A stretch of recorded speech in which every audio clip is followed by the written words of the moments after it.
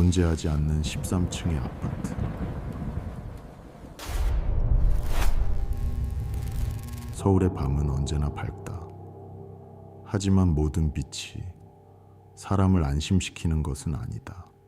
지수는 이슬비가 내리던 어느 날 마포구의 오래된 아파트로 이사했다. 위치에 비해 집세가 이상할 만큼 저렴했고 집주인은 말이 거의 없었다. 다만 이상한 점이 하나 있었다. 엘리베이터 층수 버튼이 12층 다음에 바로 14층으로 넘어간다는 것이었다. 13층은 없었다. 지수는 이런 걸 본 적이 있었다. 한국에서도 미신 때문에 13이라는 숫자를 피하는 건 드문 일이 아니었다. 그래서 그녀는 대수롭지 않게 생각했다. 그리고 14층 집을 계약했다. 첫날 밤은 평범했다. 하지만 둘째 날 밤 짐을 정리하던 지수는 복도 밖에서 들려오는 엘리베이터 소리를 들었다. 문이 열리는 소리, 그리고 다시 닫히는 소리. 그런데 이상하게도 발자국 소리는 들리지 않았다. 지수는 누군가 늦게 들어왔나 보다 하고 넘겼다. 하지만 몇 분 뒤 또다시 소리가 났다. 이번에는 지수가 직접 문을 열었다. 복대는 아무도 없었다. 낡은 벽 위로 누런 조명이 비치고 있었고 공기는 축축하고 차가웠다. 그런데 엘리베이터 문은 열려 있었다. 마치 누군가를 기다리는 것처럼. 지수는 천천히 안을 들여다봤다. 그리고 그대로 멈춰 섰다. 표시창에 떠 있는 숫자는 분명 13이었다. 낮에 봤을 때는 분명히 없던 층이었다. 지수가 한 걸음 가까이 다가가자 엘리베이터 문이 세우르르 닫혔다. 그날 밤 지수는 거의 잠을 이루지 못했다. 다음 날 그녀는 1층 경비실에 있는 늙은 경비원에게 물었다. 여기 13층이 있나요? 경비원은 평소보다 오래 그녀를 바라봤다. 그리고 천천히 고개를 저었다. 없어요. 지수는 잠시 망설이다가 다시 말했다. 그런데 어젯밤 엘리베이터에 경비원은 그녀의 말을 끊듯 짧게 말했다. 자정 넘어서 엘리베이터 타지 마요. 설명은 없었다. 그 말뿐이었다. 지수는 기분이 좋지 않았지만 동시에 이상하게 더 궁금해졌다. 셋째 날 밤 시계가 12시 13분을 가리켰을 때였다. 침대에 앉아있던 지수는 그 소리를 듣자마자 자리에서 일어났다. 이번에는 망설이지 않았다. 문을 열자 엘리베이터가 복도 끝에서 열려 있었다. 차갑고 하얀 빛이 복도로 흘러나왔다. 표시창에는 또렷하게 13이라는 숫자가 떠 있었다. 안에는 아무도 없었다. 하지만 알 수 없는 힘이 그녀를 끌어당겼다. 지수는 천천히 안으로 들어갔다. 문이 닫혔다.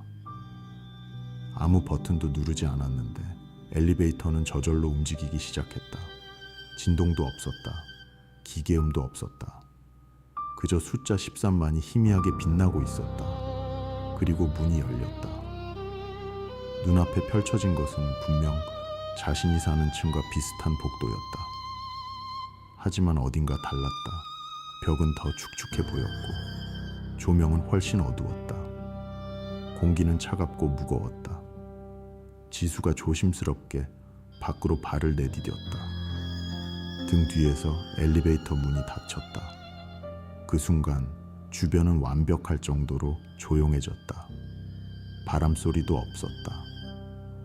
멀리서 들리는 생활 소음도 없었다. 오직 너무 깊은 정적만이 그곳을 채우고 있었다. 지수는 천천히 주위를 둘러봤다. 양쪽 문들은 모두 닫혀 있었다. 그리고 이상하게도 어느 문에도 호수가 적혀 있지 않았다. 복도 끝 단 하나의 문만이 살짝 열려 있었다. 지수는 조심스럽게 그쪽으로 걸어갔다. 문 안쪽은 새까맣게 어두웠다. 거기 누구 있어요? 대답은 없었다. 그녀는 떨리는 손으로 문을 밀었다. 방 안은 텅 비어 있었다. 가구도 생활 흔적도 없었다. 하지만 바닥에는 이상한 자국이 남아 있었다. 무언가를 거칠게 끌고 간 듯한 길고 뒤엉킨 흔적이었다. 그때였다. 뒤쪽에서 아주 희미한 소리가 들렸다. 속삭임이었다. 바람 같기도 했지만 분명 바람은 아니었다. 지수는 급히 뒤를 돌아봤다. 그리고 숨이 멎을 뻔했다.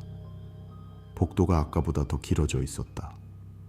조금 전까지 있던 엘리베이터 문은 이제 어디에도 보이지 않았다. 속삭임은 점점 더 선명해졌다. 한 사람의 목소리가 아니었다.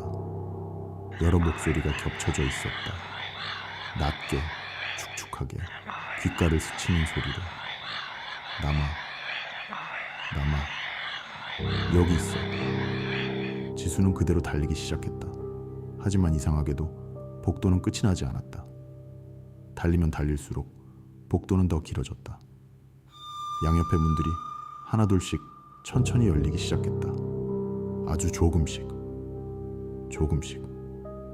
문틈 안쪽은 모두 새까만 어둠뿐이었다. 그런데 그 어둠 속에서 무언가가 자신을 보고 있다는 느낌이 분명하게 들었다. 형체는 보이지 않았다. 하지만 분명히 있었다.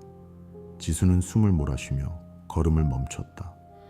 그리고 그 순간 쾅! 복도 양쪽의 모든 문이 동시에 닫혔다. 정적이 다시 내려앉았다. 바로 그때 뒤에서 익숙한 소리가 들렸다. 지수는 천천히 뒤를 돌아봤다. 엘리베이터였다. 분명 사라졌던 그 문이 이제는 복도 한가운데 아무렇지 않게 서 있었다. 문은 열려 있었다. 마치 처음부터 그 자리에 있었던 것처럼.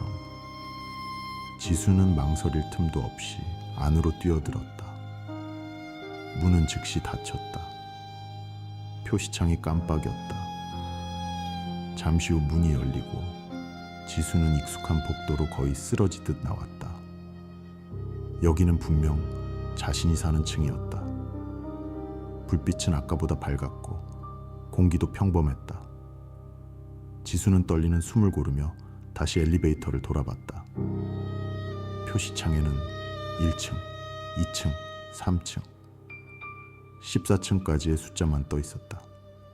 역시 13층은 없었다.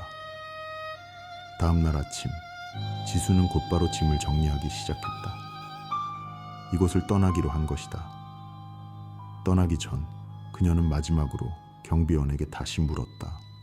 예전에 13층에 들어간 사람이 있었나요? 경비원은 그녀를 보지 않은 채 낮게 대답했다. 들어간 사람은 있었죠. 잠시 후 그가 덧붙였다. 하지만 다 돌아오진 않았어요. 지수는 아무 말도 하지 못했다. 경비원의 목소리가 더 낮아졌다. 그리고 돌아온 사람들도 예전에 그 사람이 아니었어요. 지수는 그날 바로 아파트를 떠났다.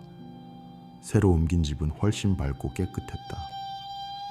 이상한 엘리베이터도 없었고 한밤중에 들려오는 낯선 소리도 없었다.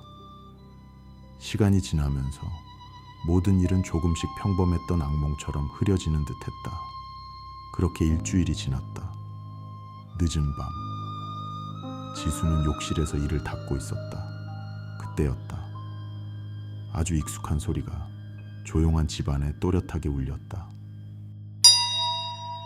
지수의 손이 멈췄다. 새로 이사 온 이 집에는 엘리베이터가 없었다. 그런데도 분명히 들렸다. 그 소리는 바로 뒤쪽에서 났다. 지수는 천천히 고개를 돌렸다. 원래는 새하얀 벽이 있어야 할 자리. 그곳에 엘리베이터 문이 서 있었다. 차갑고 하얀 빛이 틈 사이로 새어나왔다. 표시창에는 선명하게 13이 떠 있었다. 문이 천천히 열렸다. 안에는 아무도 없었다. 하지만 이번에는 다른 것이 보였다. 엘리베이터 안쪽 벽면에 깊게 긁힌 자국들이 남아 있었다. 마치 누군가가 손톱으로 필사적으로 긁어낸 것처럼. 그리고 그 위에 빗들고 다급한 글씨가 남아 있었다.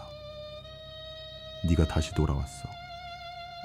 지수는 안으로 들어가지 않았다. 그녀는 천천히 뒷걸음질 쳤다.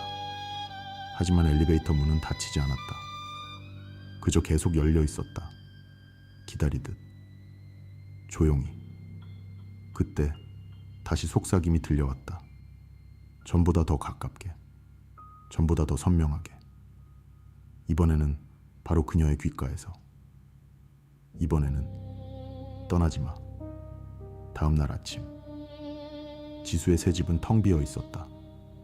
짐을 챙겨 나간 흔적도 없었다. 억지로 끌려간 흔적도 없었다. 그녀가 집을 나섰다는 어떤 표시도 없었다. 오직 하나만 남아 있었다.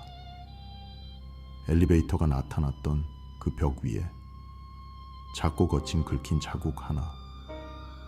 마치 누군가 사라지기 직전 마지막 힘을 다해 남긴 경고처럼.